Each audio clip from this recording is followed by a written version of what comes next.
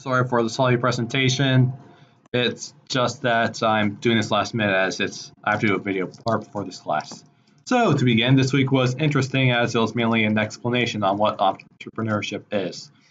I do agree that anyone can be an entrepreneur, as the ability to sell others on their ideas and pitching them to investors internally is extremely important in today's business world and not just for startups.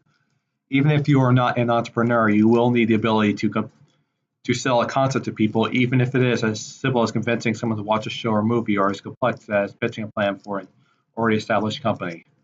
You need to know when and where to take risks, but know when something is too big for you to bite off. You need to be ready to collaborate with others and be ready to act when something goes wrong. Through this, I'll go into 7 truths today whenever in class.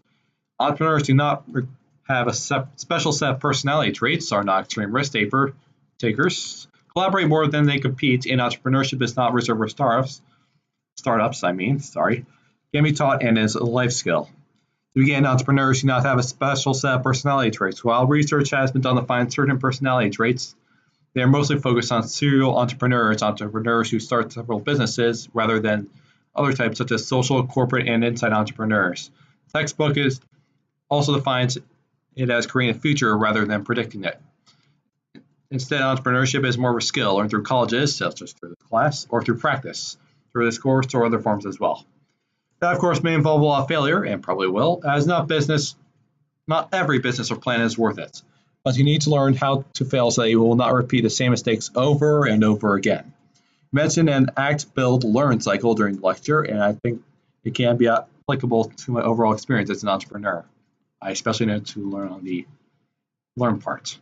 On extreme risk taking, the textbook mentions that gambling mindset and entrepreneurship do not usually lead to success, as you leave too much to chance. Likewise, you need to know when a business or industry is dead.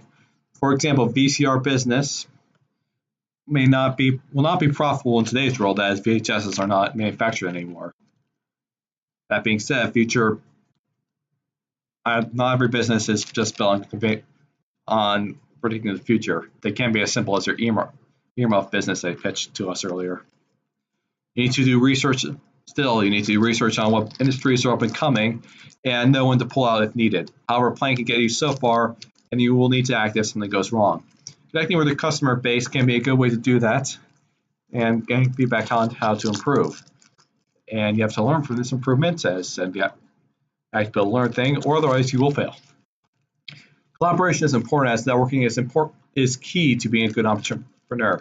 It's been a weak spot for me. I've slowly gotten better at it. So I collaborate with the outline and with the presentation for my group, and completed a group project in a previous entrepreneurship class for proposal for a closed rental service, which I still talk to my partner occasionally via text, and I do want to revisit it someday, as I think it could be really profitable.